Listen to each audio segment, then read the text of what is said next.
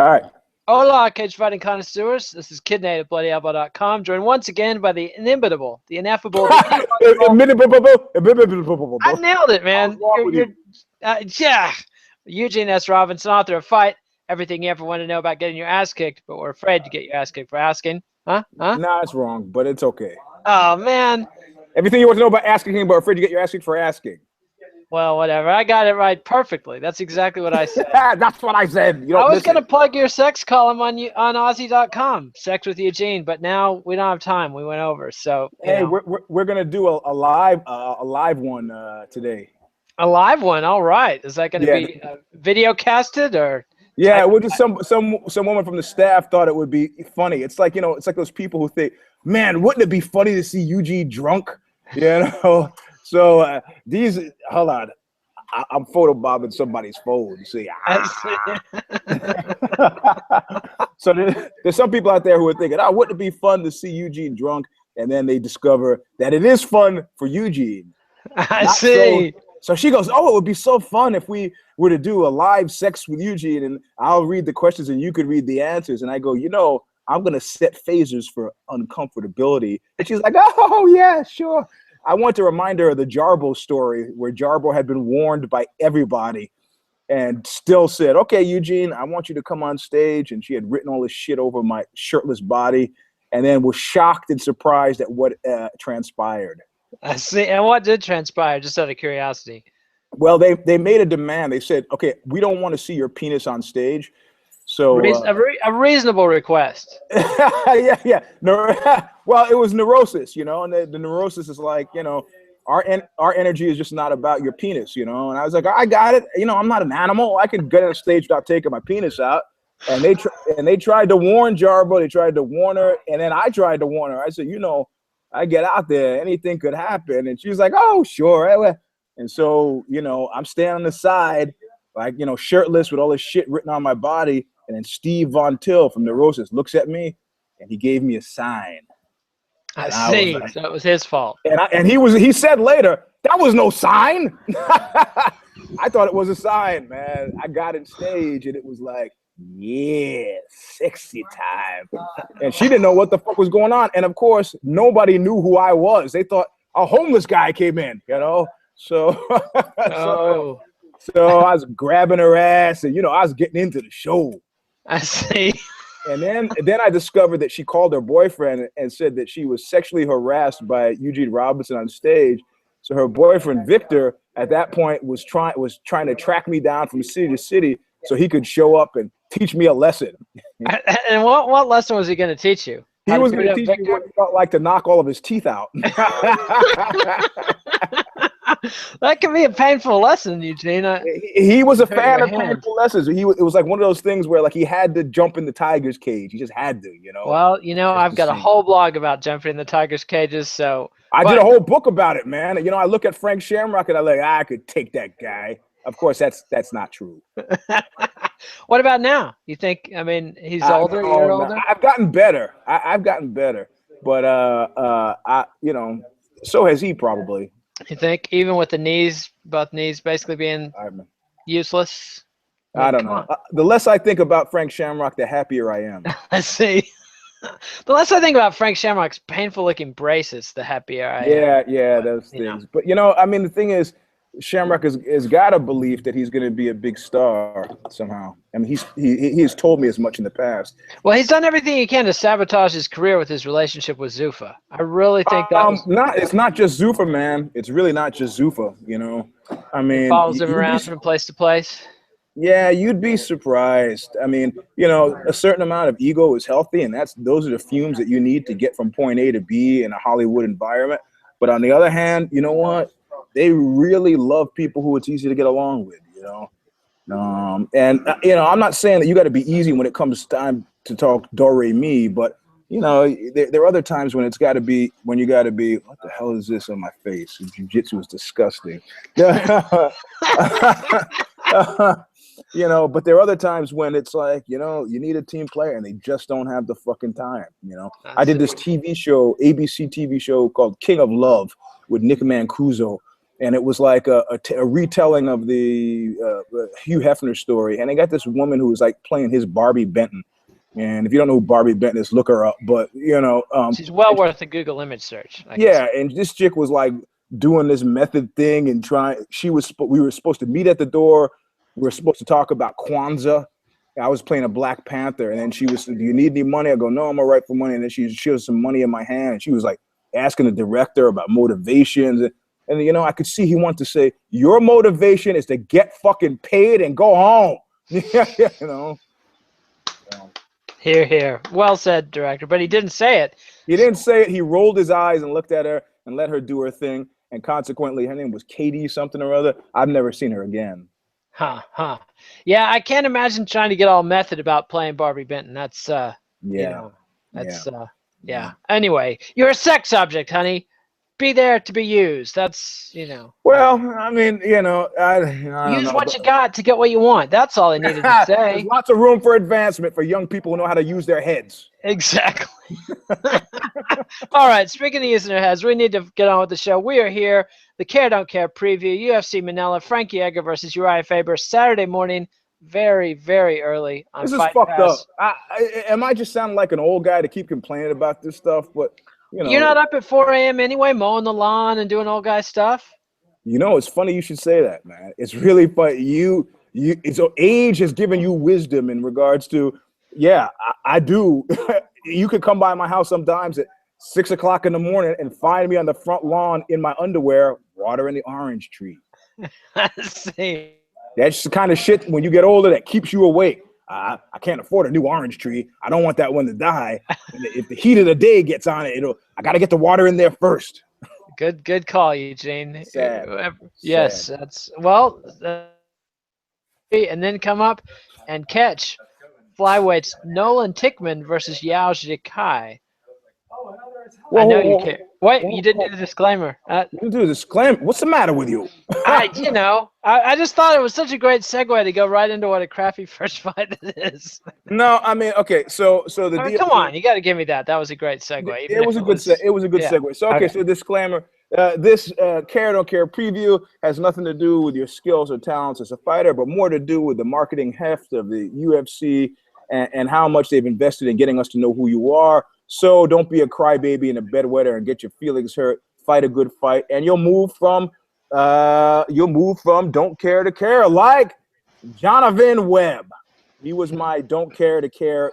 He jumped the divide, getting robbed by Kyle Noak this last fight. That was some weak ass bullshit, I have to say. But you didn't even mention I shaved the mustache and I resisted the urge to go with the toothbrush Hitler mustache. You told me about your wife's rocky demands on you, and it really kind of threw me for a loop, and I've been thinking about that. Her rocky demands. Oh, that we run in the morning. I didn't know it was. I didn't know it was we. I thought she was like sending you out like Burgess Meredith. Oh no, You want to be a champion, Nate? You gotta get out there. She knows if she sent me out to jog 4 miles by myself that I would, work up a quick sweat and come home suspiciously early, and You see you in the neighbor's yard with a hose. What are you doing? Yeah. I was thirsty after that 4 mile run. Exactly. No, she's there every step of the way, Eugene. She's there behind you every step of the way. That's right. She's got the taser. Just keeps zapping me when I need a little motivation. I'm sad to see the mustache go, man. I thought you should have kept it. Well, it was fun for the show, but for real life, it was just and it's sweaty. It's sweaty this time. Did you see that they did a study about beards? And they say that they tested like over 2,000 beards and found over 67% of them were chock full of fecal matter. It wasn't fecal matter. It was the stuff that's feces is made of, which is some sort of distinction. But it wasn't actual poop. It was just put that on your bread. You want to put that on your bread? It's not really fecal. That could be what it's called. It's not really fecal matter. It's a good sandwich spread. The thing about a beard is you got to wash your face after every meal, or you're walking around with like peanut butter or hoisin sauce in your. I can't really grow a beard very well, so I don't give a shit. Yeah, but you got the pencil mustache, so there you go. Yeah, I I thought got about the. shaving it down to that, but it's just a hassle. Whatever. I thought you should have gone for the Charlie Chaplin thing, man. I know, but it was Mother's Day, and I really want to make the missus happy, so You did not want to look like Adolf Hitler on Mother's Day. Is that what you're saying? What yeah, kind of husband are maybe. you? I know. I go the extra mile. Yeah, The okay. extra mile, Eugene. All But right, so what I did. The funny thing about Hitler, I figured correctly that he can't have been the only one. Yeah, and there's documentation about his cousins and the half brothers. He went back to his village and bombed it. He actually bombed it. It had tanks bomb it. Plow it under. It was gone. So, wow. but there were. I wasn't talking about blood relatives of Hitler. I was talking about just people with the last name, right? I mean, Mussolini has a daughter. There are other Mussolinis in in Italy, but in Germany they can't. And then so I started every time we toured Germany, I would just grab a phone book and see, and you have Hitler, you have Heisler, you have, and so I have come to the conclusion that these were all derivations. That everybody who actually had the surname Hitler just changed it. It was just too heavy. I mean, Yeah, and that's a good call. I mean, even Harpo Marx changed his name from Adolf to Arthur. Yeah, yeah, I know a few. I know a few guys who rock Adolf proudly, but they come from farm communities. I see. Don't get out Now, much. I'm not Well, saying anything. I'm just saying that's where they live. I see. Well, what are you gonna do if you're named Adolf? Name yourself something else. It should be noted in the first 11 minutes. Nazis. Thank you. Yes, we've covered Nazis and the Hitler mustache, and I even learned about the first president of Tanzania. Now I can't Yep. Tanzania. Now I Yep. can't remember his name, but he had a toothbrush mustache, and apparently was a heck of a president. They've never had a coup, no dictatorships, so not an Yep. easy thing for a newly Yeah. independent African country. All right, but let's get into the fights. It's on. Good Lord, this thing is on Fox Sports 1. It starts on Fight Pass with flyweights Nolan Tickman and Yao Zhikui. What is 7 o'clock in the morning, California time? No, dude, it's 6 a.m. It's 7 a.m. Eastern time, so it's 4 in the morning California You time. know what's not getting watched? That. Well, they'll be there waiting for you though. It's Fight Yeah. Pass. Yeah. Okay. Good. So yeah, if you're motivated enough. So are you motivated enough to go back hours later? And Yeah. Yeah. I'm motivated. all right, so is that a care then for Nolan Tickman versus Yao Zhikui? Fuck no. All right, yeah, no, I don't care either. All right, now more flyweights. Roldan Sengcha-An versus John De Los Reyes. No. No, I don't care either. So sorry, guys. And now we move on to Fox Sports 1, which this is happening at 8 a.m. Eastern, 7 a.m. Central, 6 a.m. Western Time. First up, bantamweights Ning Guangyao and Royston Wee. Do not care. I actually do care, but only because what? Because I care. Yeah. Yeah, Why? because Royston Wee, my man in the Philippines, Anton Tabueno, Bloody Elbow, has kept me apprised of his progress. Singaporean fighter, and he's 2-0 in the UFC, and so I don't know. I care about Royston Wee, not usually, but Oh shit. Okay. So there it is. All right, So do you have a pick? yeah, I'm picking Wee. Okay. All right. Just because of the name, and also he's a what is Kung Lee style? What's the Wang Shan? Yeah, Shan Shao. So he's one of those guys, and I dig that style. So welterweight Li Jianglang versus Diego Lima. Diego Lima? Huh? Yeah, I care about Lima. I'm trying to figure out why. I mean, I used to start caring. I used to care about Lima because I would confuse him with Rodrigo Lima, as a black belt, I think Atlanta ATT, and but then I realized it was not the same one. But I watched this fight and was sort of interested. So I'd give this a care. My care is at least as vibrant as your care for the Singaporean fighter. Yeah. I think yeah. I get Diego Lima confused with the other Diegos, Diego Brandao, et cetera, but I can't get it up for this one. So we'll move on. Lightweight Zhang Liping versus Cajun Johnson. Do not care. No, me neither. All right. Lightweights Tai Hung Bang versus John Tuck. Tai Hung Bang? Yeah, no, don't care. All right, I don't quite care about Tai Hung Bang, but almost. So he's on the watch list. And John Tuck, what an unfortunate name. Almost care about that. All right. You mean Fryer? Don't you remember last time he came up? We made the whole Fryer Tuck thing. I remember nothing, Eugene. That's always you enjoy Division. At least I didn't have you know. The best thing about Joy Division is that you can quote their lyrics in the course of a conversation, and people will almost think you're making sense. You know, like you don't know how many times in an office setting I've gone, "This is the crisis I knew had to come."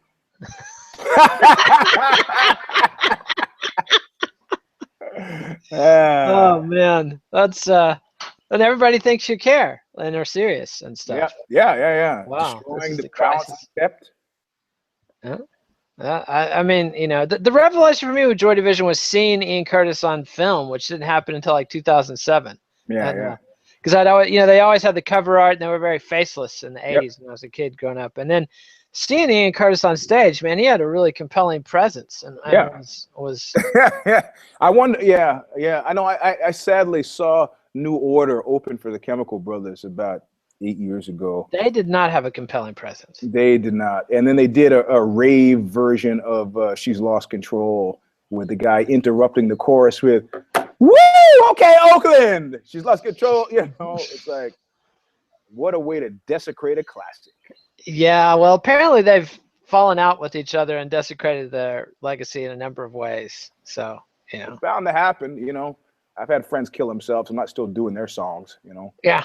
I mean, yeah, that would be a heavy load to carry around for 30 years. A heavy but lucrative load. That's what I was going to say. Heavy nothing, Jack.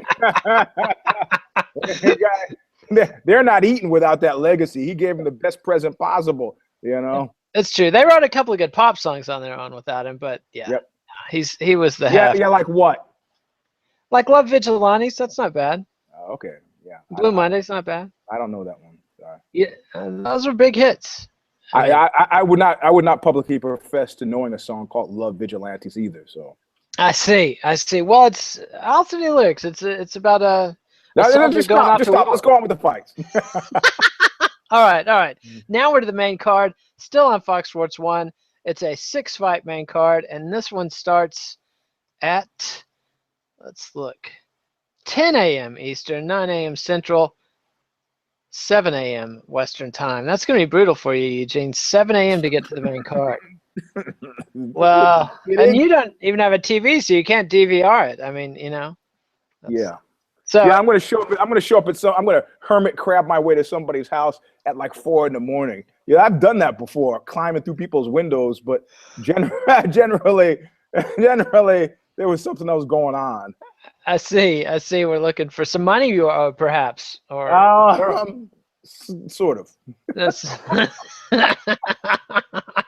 But you know, it says something about your personality. Where like everybody in the apartment, it was like, you know, it was a single room, and they all sit up and go, "Who's that? Oh my God, it's Eugene." And it was like, okay, it's like the guy's climbing through my window at 4 a.m. Oh, that's just Eugene. Oh, his hijinks. So is this a punk rock tale you're telling, or is this some hijinks from your high rolling days as a '90s magazine editor? No. This is a long time ago. This is a punk rock days. Yeah. Or was this on the set of Leonard Part 6? No, Leonard Part 6. No. Yeah, you don't want to surprise Mr. Cosby in his trailer. Oh my God, that guy. I've been saying for years that guy was a prick. Nobody would listen to me. They would not listen. Hey, nobody said he was a prick. They just said he was a rapist. I mean, that's you raise an interesting philosophical point. You know, is it possible to be a rapist that's not a prick? I mean, obviously the act of raping is a violation and a horrible crime, but you can be perfectly charming otherwise, you know? I mean, like I hear... Be a charming rapist. I guess you could be a charming rapist, though you wouldn't be considered to be charming in the act of rape. Yes, although there was a great story in Texas Monthly once, which you probably haven't run into, but it's like the Texas New Yorker. I know. I read there's Evan, the editor-in-chief, Evan Smith, former editor-in-chief. Yeah, but he and I had been known associates. So I see. Interesting. But I hate that guy. I got to tell you, that guy Yeesh, that guy gets on my nerves. But anyway, Why? he's not a Texan for one thing. He's the most annoying guy, and he does this bad Charlie Rose show. We have to watch. We don't have to watch it, but it's on here locally, and it's like half the show is shots of Evan going, That's because he could film that shit at home and doesn't even have to show up to the studio. It seems that way, yes. Yeah. But there was one. They always do a good true crime story in Texas Monthly. Every month they've got a good true crime story, and they had a story one time that scarred me for life. Like, it was about some guy in Dallas who was like some business jerk with a job, and he was a serial rapist, always breaking in and raping women's houses, and they called him the gentleman rapist. And apparently he frequently, like, there was one woman that he raped and then stayed in her bed, and they had a long sort of soul-searching conversation, which I found very horrifying. And because, I mean, what's she gonna do? Like, this guy broke into her house, raped her, might kill her, and now they're suddenly pals. I mean, I'd pretend to be pals with the guy too if I was afraid for my life. But then they met somewhere else and had a relationship, and there was always this subtext of, was this the guy or wasn't it? And I found that incredibly, deeply disturbing. I mean, it raises all kinds of issues with the Stockholm syndrome and the rape of the Sabine women and things about human nature you don't want to think about. Yeah, I don't know. I can't. They interviewed one of the women that was held captive by Ariel Castro, and yeah, and I'm laughing now because someone just showed me a photograph of a dog humping a passed out drunk guy. Charming and witty. Actually, it wasn't a photograph; it was a video. So I see. Well, this is what I got to put up with. So Terry Gross interviewed one of the Ariel Castro's victims and said, so talk about Ariel Castro. Is this the guy in Cleveland? Yeah, the guy who had the women held hostage for 15 years or whatever, 12 years. And then they said, well, what do you tell your daughter? And he said, well, I tell my daughter. The daughter of Ariel Castro? Of the insane rapist, kidnapper. Yeah. And she said, well, I tell my daughter that her father loved her very much. Yeah, she's Man. That's yeah. Yeah. What are you gonna do? Well, anyway, I mean, I don't know, man. I mean, there are a bunch of people in the Balkans who are having to deal with the same issue, and in actual fact, on industrial scale, in fact. In industrial scale, hey, that's almost another Joy Division line. On a scale, never, whatever that line is from Atmosphere, but yeah, it's an interesting situation, I mean, talking to my recently departed grandmother, of course, to find out, that that there was a reason that she got pregnant when she was 13 with my father. And I asked her, and she said, well, today we would call it rape, So my grandfather, the mafia gangster guy, who was in a halfway house, from rum running and confidence trading and extortion, the 13-year-old daughter of the halfway house owner happened to be my grandmother. Ouch. That's I guess those were difficult times when you had to do what you had to do to pay the rent, but no, the story gets weirder and stranger because my grandmother's mother actually kidnapped my grandmother. You've told us this story. I'm not going to Donna Shalala it because it's too good. But yeah, I remember this story. This would have been my great grandfather, none of whom I didn't know these people. He was having an affair with some woman who wasn't his wife, and one day picked her up from school and said, if you ever want to see your daughter again, you'll come to Chicago to be with me. And this is, I don't know, she was 86, 87 when she died. So this could be back almost, 1900s. And he had no choice. He left, or had no choice. I mean, I would have showed up and killed her, but he showed up. And so I asked her, who is this? What happened? She goes, let me put it this way. She's the only mother I remember. So this happened when she was about 3 years old. So the woman was never very nice to her. And, once she got the man, would have been my great grandfather, she farmed her out and sent my grandmother to live with this white family who raised her as their own. And she No, goes, those they are were the the halfway house proprietors, or who? no. The white family, they were a childless couple who had adopted her. I Okay, I mean, remember this angle. And so then she was taken away again, then from the white family. yeah, because the kidnapping stepmother started a halfway house and needed, cheap workers. So yanked her out, full on Dr. Zeus style. Yes, I want my kid back, and yanked her out and forced her to work Cinderella like in her halfway house. With an extra angle of statutory or just straight up rape by the inmates. How charming! What Yeah. what a lovely family. And in those days, the guy who would have been my grandfather was, he was considered an okay guy because he did the right thing, which was Married her. Yeah, actually, and then took financial responsibility for the kid that was my father. But people didn't really like my father that much after that. Yep. He was a bad memory. So the sins of the father will be visited upon the child for 7 generations, Eugene. Yeah, but then they normalized relationships. I have photos of this grandfather who was dead before I was alive at my mother and father's wedding. So he was involved in my father's life for good or for ill.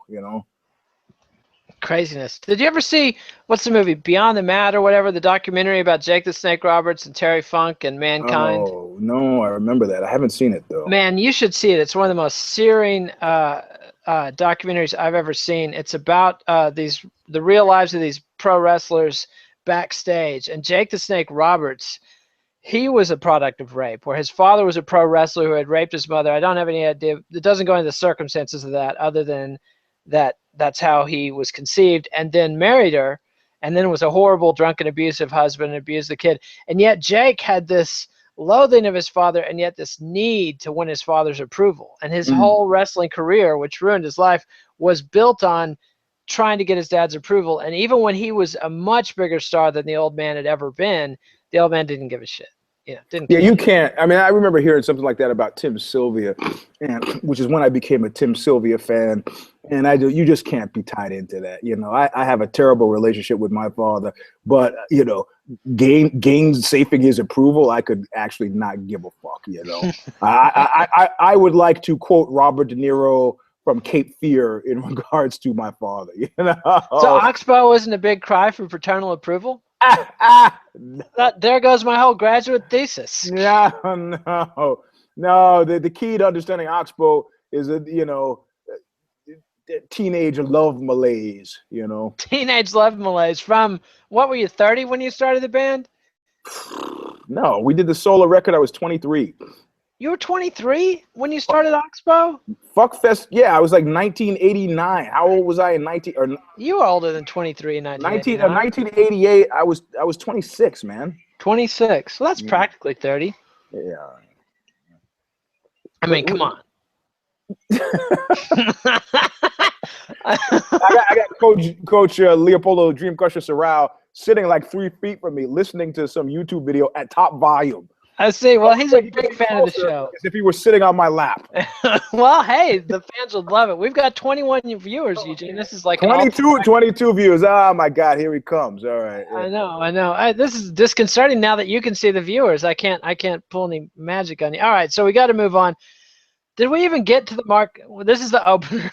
Featherweight, Markadiva versus Levin Makashvili. So we've got a Georgian against a Filipino right here in Manila. Yeah, we got that whole Georgian thing happening, but that's not really enough to get me to the care thing. Markadiva, he was at one time considered the Philippines' hottest MMA prospect. Yeah, what is that? I just don't. Anton will get all worked up. I mean, remember Brandon Vera? He was pretty hot. Oh my God! Don't even start me with that. Munoz? Huh? Yeah, Mark Munoz, I had a better feeling about. But you know what? I got something for you. I got spies at AKA.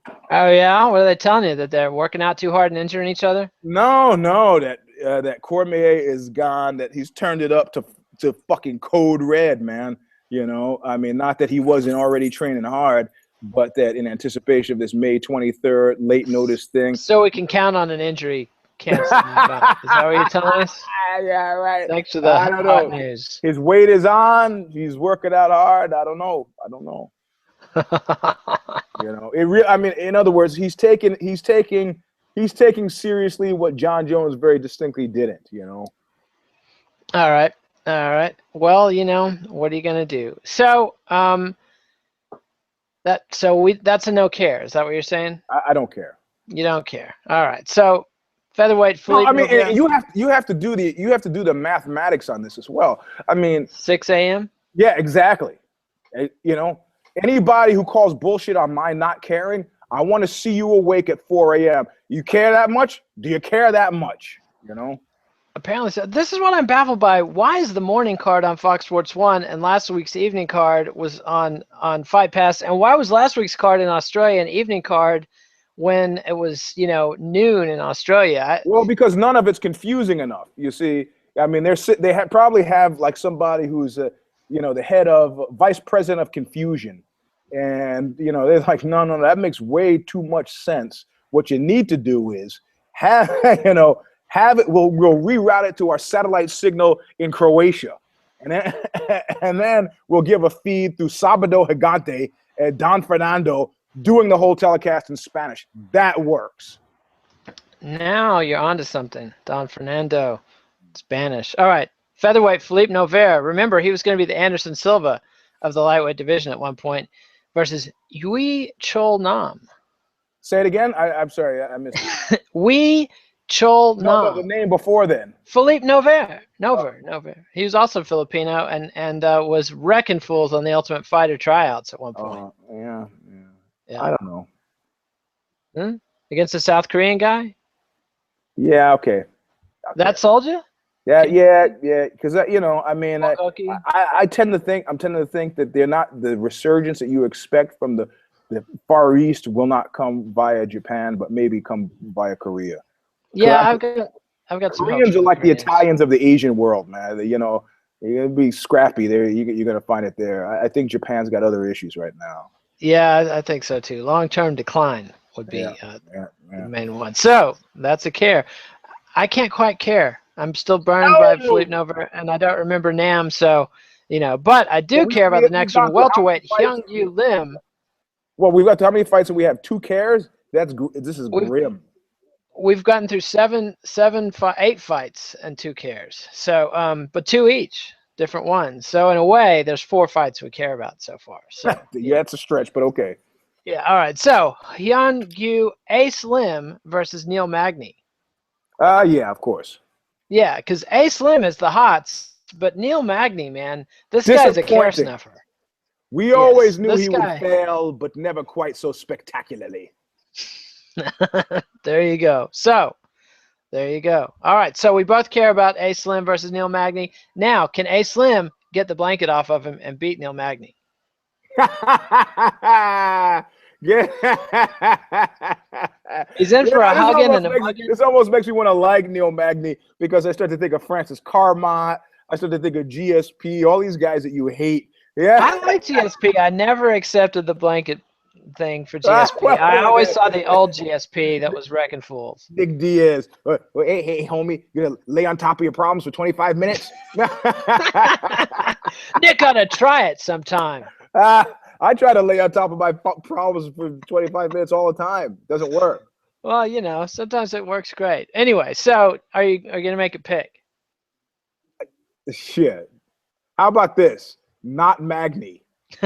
All right, so that's almost a pick for Ace Lim. I mean, somehow there's something pretty satisfying about picking a guy who manages to disappoint you all the time. But you know, I can live without that kind of validation right now. It's been a rough few weeks. Well, you know, I'm sorry, and I hope you're making it through. Where there's light at the end of the tunnel, EJ. Yeah, sure. I mean, the thought of Mayweather losing count somewhere about 199 million that helps me sleep at night. I see. It's like Scrooge McDuck in there with the wheelbarrow, you know, spending weeks counting his money, and then I lost my place. Or Richie Rich. Poor Richie Rich. I hated that guy. I never liked that one. He was no good. All right, so now speaking of ghostly Christmas past, middleweight Mark Munoz versus Luke Barnett. Munoz has promised to retire after this bout. And I'm glad he's made that promise. Yes, and so do we have a care? I do care. Yeah, I care too, just because how the mighty have fallen, man. Well, 3 straight losses, 4 out of his last 5, and some brutal ones. You have a pick? Yeah, I'm picking Luke Barnett, man. There's no way Munoz. Munoz is not the same Munoz. I mean, it's strange. Strange that suddenly he was not the same Munoz. What do you think happened? I'm not going to follow you down that cynical road, Eugene. I'm saying father time and head trauma. Mm-hmm. That's what I'm saying. What are you saying?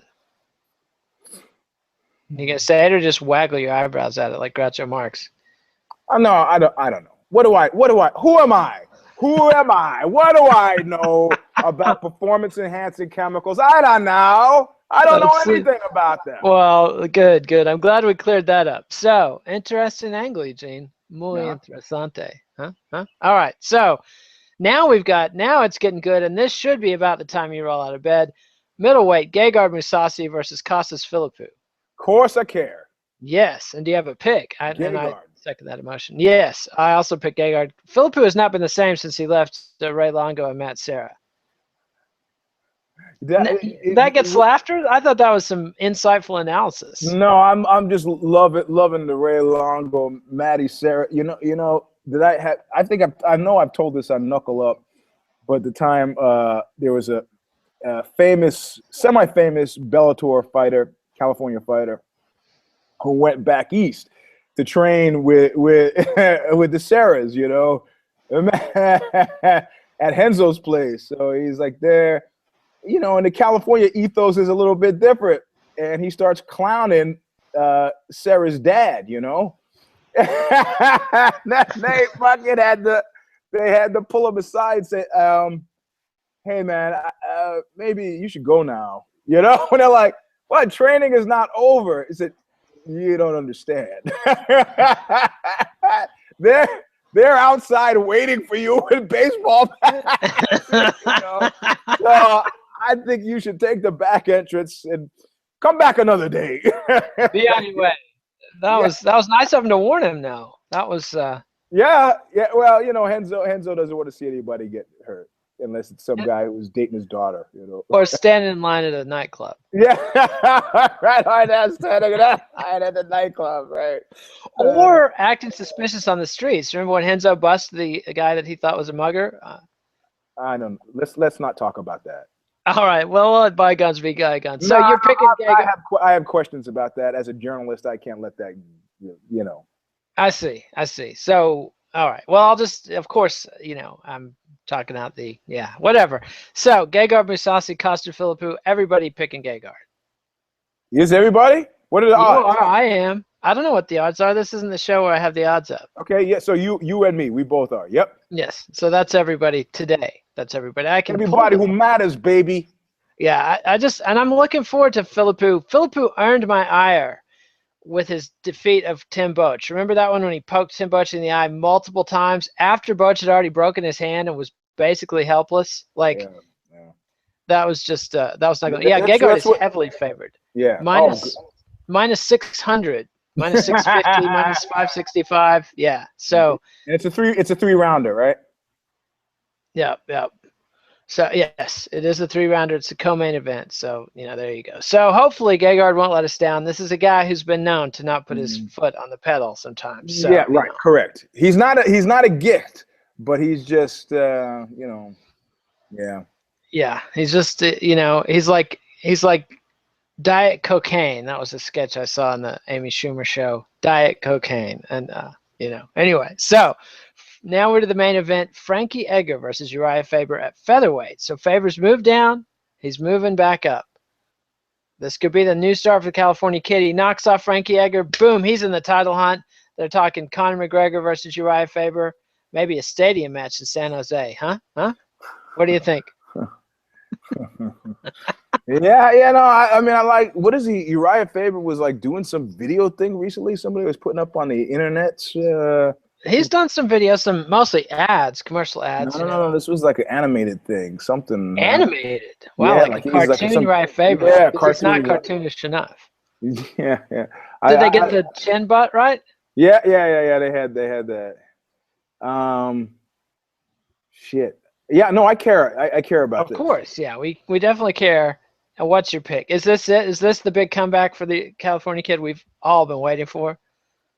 I don't know, man. I'm not. I don't know. I'm not. I'm see. I'm thinking about the wrong things here.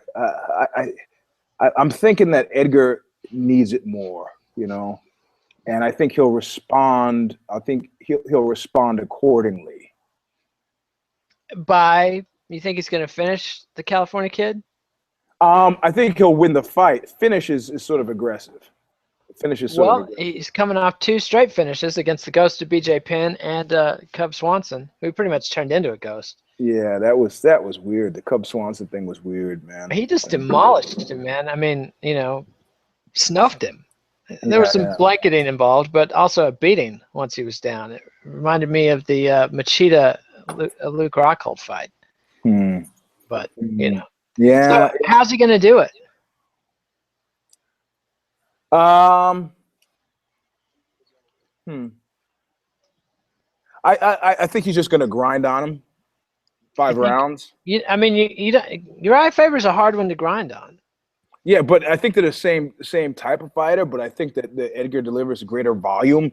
I don't think he has the wrestling he's not concerned about. I don't think either of them are submission monsters necessarily.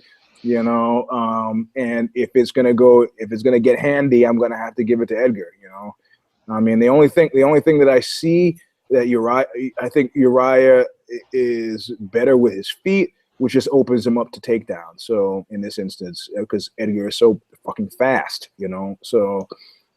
Yep, he's fast. He's got the better boxing at range. Yep. But Faber's dangerous if you get into grappling scrambles with him. I mean, that's yeah, and that's always a weak point for the wrestlers. But again, I have spies everywhere, and I happen to know that Edgar is taking his jiu-jitsu very seriously. So I see. And do you have any spies at Team Alpha Male? I do not.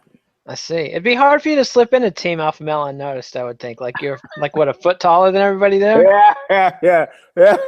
But you'd be surprised, that time I got pranked into bursting into Nick Diaz's dressing room. This is a story I haven't heard. Oh, really? Oh, yeah. Yeah. We were like at the MGM Grand or some shit like that. And a friend of mine goes, "Oh, there's Caesar." This sports agent guy who I was hanging around with goes, "Oh, there's Caesar." And he goes, "He's probably going into Nick's dressing room." I go, you know those guys, right? He was like, "Yeah, let's go and say hi." And so I fucking, bogart my way in, literally burst into the middle of Nick Diaz's dressing room. And everybody turns around and looks at me because it's like, who the fuck is this guy, And then I turn around and look for the guy who supposedly knows everybody. He's gone. So there's a moment of me standing there kind of uncomfortably, and I nod hello to everybody. Kind of, "Hey, Caesar, how you doing?" Caesar recognizes me. He's like, "Yeah, hey." And then I go back out, and the sports agent guy I'm friends with is like in the hallway laughing. I go, "What purpose did that serve?" This is karma for the time you didn't have Max Hardcore's back at the convention. At the urinal. At the AVN show. Yeah. Yeah, Max. Yeah, that was a strange tale because he at the time he was facing a criminal charge for having drugged and fucked in a video another friend of mine, this porn star chick named Olivia. So it was weird, I should have been beating his head against the urinal, but I didn't want to do anything to threaten her case at that point. And she lost her case because he drugged and fucked her in a video.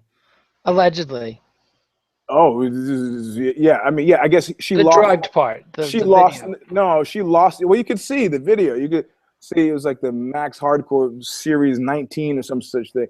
But the judge threw it out because a month later she went back and filmed with him again. Except, her point was like, yeah, okay, but if your boss drugged you through your work day, you might show up to work the next day. Why would that be held against you? So. It's again, it sort of gets back to the Stockholm syndrome stuff we were talking about again. Like they always and victim blaming again. Like it's the human being. Yeah, what an awful animal, huh? Well, see, you say human being, but you're really muddying the waters because it's not so much human beings, right? I mean, it's men. Are you saying it's men? Yeah, there's some woman writer who is saying, why do we make believe that the problem is not men? Yeah, there are women in jail for crimes, but these women are usually acting out as having been prior victims of crime, initiated Domestic violence and initiated by men. Yeah, so I mean, if you hear a small child was raped, yes, I don't gotta say, tell you, these are terribly bad people out there. We know it's not people. On a rare occasion, it's a woman, but sometimes, and there are some monstrous ladies out there. Without it, there's that woman who just got a life sentence for having run her step granddaughter to death. Refused to give her water. She's a 10-year-old kid, died on the front lawn. Ouch! Ouch! Ouch! Terrible divorce, custody battle. Father gets custody of the kid, and then he's a traveling salesman, leaves the kid with his new wife and his mother, who just tortured this fucking kid. And his own mother. Yeah, so his own she was the biological grandmother. Yeah, she was the biological grandmother, but she hated the first wife and transferred this over to the kid. And the kid was supposed to be on track team and had missed a time at a trial, and it says, because you're too heavy, so you need to practice. And she had the kid running in the heat in the front lawn, and she died. And they just delivered this grandmother a life sentence, which made me really happy. Well, doesn't bring the kid back, but it is at least, I can't argue with that sentence. I got to go with you. They had a bus driver here in Austin arrested for fondling a 6-year-old, and I got a 7-year-old that's riding the bus at the school. And yeah, so but you're a free range guy, so the school bus is that's wild and crazy free range. Yeah, exactly. So exactly. Now my point is that kids are preyed on by authority figures that you can't escape. Teachers, coaches, priests. Like, what are you supposed to do? Just isolate your kid entirely from society? But my point was, I spent all of high school hoping that I would be molested by Ms. Ganem. And now they'd put Miss Ganem in jail forever and put her picture on Huffington Post for it. Ms. Ganem, she's hot.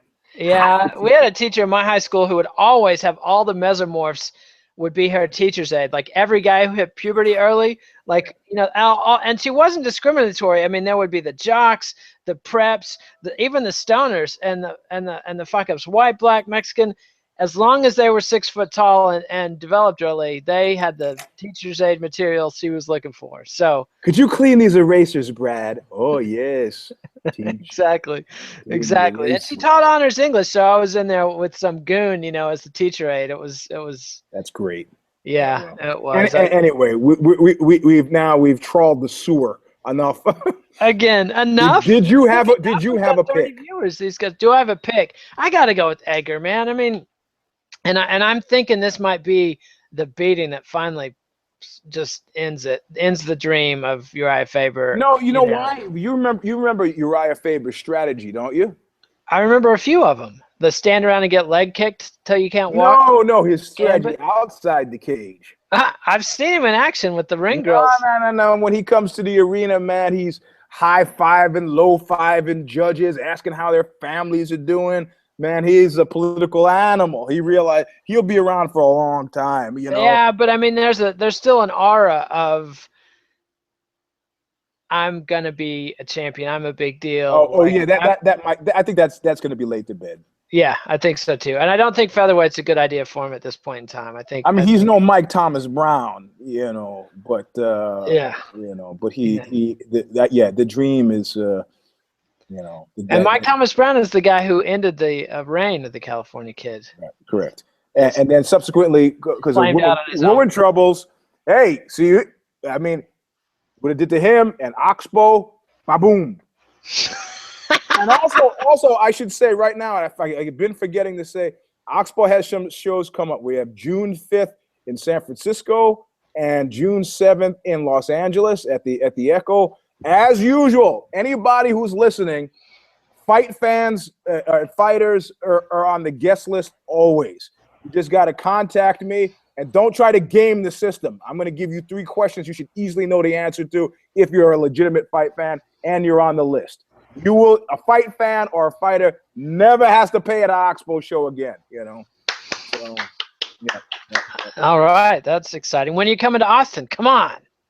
Oh man, that's Texas is just a grind to get there, Jack. You know, that's I long. know. It's in the I middle mean, of we nowhere. played South by Southwest 8 times, and I'd like to get the, and I've been That's the there. thing about South by Southwest. That's the only time bands come. They come for South No, by. They come I've for been there other ACL. times, man. I did the book tour through there, and I did the duo thing with Scott Kelly through there. I've been there other times. None It's of a that is really, Oxbow coming through. yeah. Maybe I don't know.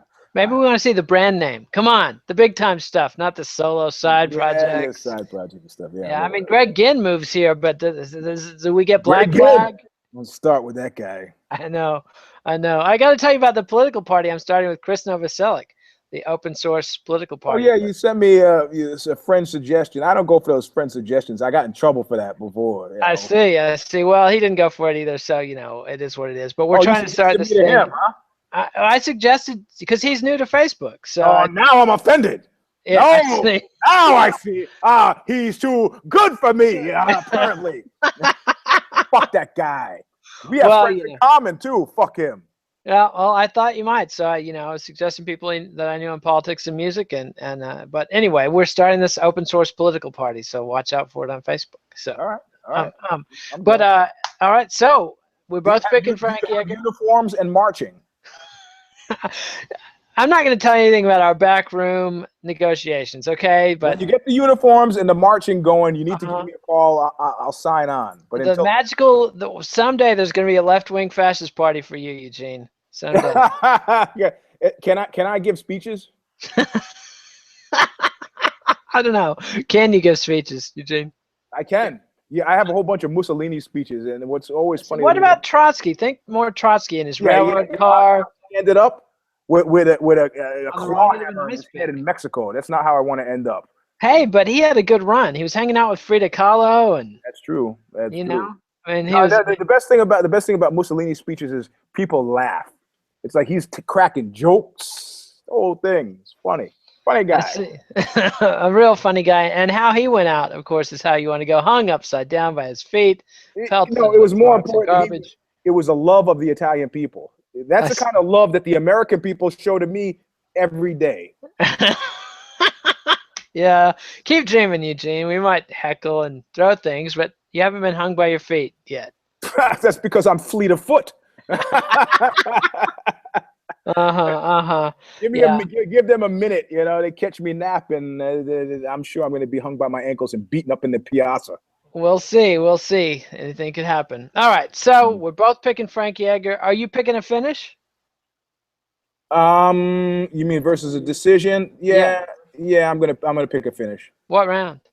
I think I'll give it fourth. I think it'll be what time in the fourth round? What, are you kidding me? Get the fuck out of here. I don't know. Knockout or submission? Knockout or submission? Knockout. Knockout. Wow. So not a TKO, but it's just a flat out knockout. Yeah, I don't know. It might be a TKO. I'm not gonna. Hedging your bets. I see. Come on, I already went way down on the end of that pier, man.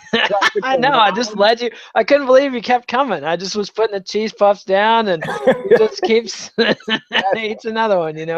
That's right. I'm one of those guys. Last time I went to the cave, the bear attacked me. I wonder if I go in the cave again, will a bear attack me? Good question, Eugene. Why don't you go in there and see? It's like Henny Penny. I read Henny Penny to my daughter, and Foxy Loxy is Loxy? Yeah, I got that story too. Yeah, I always do Foxy Loxy with a heavy Southern accent, a genteel, soft. That's how I do all my villains for my kids. That's good. You got to, I used to tell my kids bedtime stories, horror stories about fraternity houses. I see. There were vampires at the fraternity house. Because these are your daughters you're telling these stories. Yes, exactly. How old were they when you were telling these stories? Oh, 3, 4, and 5. Smart man starts early. Well, you do want to keep your daughter out of the frat house, I think. Yeah, Good advice in any era. Yes. And keep your kid out of the frat house, too. It's expensive. Yep. For Christ's sake. Yeah, all the lawsuits. the Rolling Stone articles. Oh yeah. That woman who's a dean at the University of Virginia suing for 7.5 mil. I was like, yeah. Take it. Jan Winter has it and needs to get. Yep. He needs to get Yeah, jacked for it. I mean, I've been in some rinky-dink editorial situations, and I don't know a single one that they would have let me get away with a single source story that nobody on the staff checked. You know. Yeah, that was some, and I loved how they're like they had the whole Columbia Journalism Review, and the thing was, well, good points. We're not firing anybody. We just will do better next time. And it's I like they circle the wagons like that. Anytime they've circled the wagons, I've never been inside the circle. They've circled the wagons against me. I wonder what it must be like to be inside that circle, you know. I'm sure it's cozy. But you know. Yeah, well, you got the flaming arrow shooting over the top, but yeah, I guess it must be. You know, and the Indians and Native Americans. Native Americans, man. Hey. First Peoples, First Nations. Right. I got some in the family, so yeah, I know. You know, so do I. So, you know. Yeah, well, I imagine we come to different sides of the Native American equation. You never know. You never know.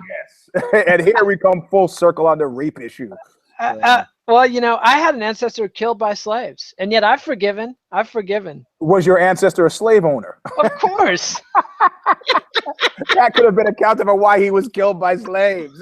Well, yeah, I have no sympathy for the shitbag. I mean, you know. I dated a girl who, her grandfather, when he died, he goes, "Oh, you guys loved each other so much, you can have all of his after effects." It turns out he was like the head of the Kansas KKK. It was great. She was depressed. Wow. She was depressed for about a month after that. Well, you were kind of like a one-man karma for him there. Yeah, I was happy to level it for him, you know, again and again. Well, there's nothing, you know, more all-American than that. I got to say, just coming together, one big happy family. Kind of disturbed alleyway. There's nothing more. Okay.